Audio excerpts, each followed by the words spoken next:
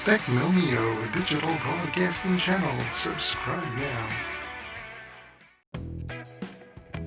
Paano magbayad ng SSS contribution gamit ang SSS App? Una ay kailangang install ang SSS mobile app sa inyong smartphone at mag-log on.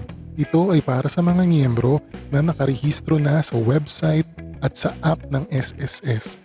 Kung wala ay kailangang mag-register. I-input ang inyong user ID and password at i-click ang sign in. Inyong makikita ang main menu.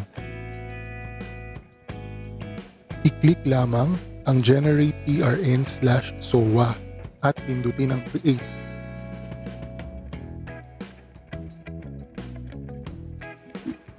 Piliin lamang ang membership type kung ikaw ay voluntary or OFW member ng SSS.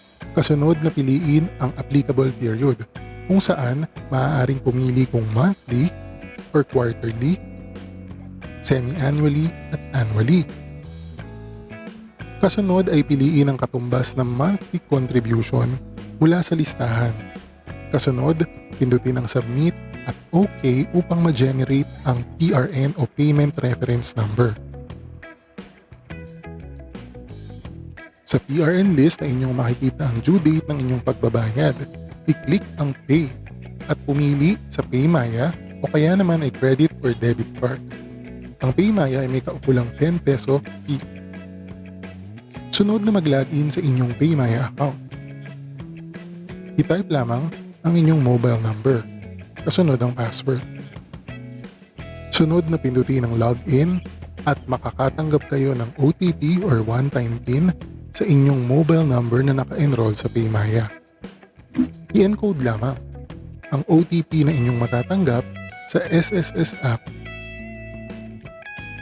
at i-click ang Proceed.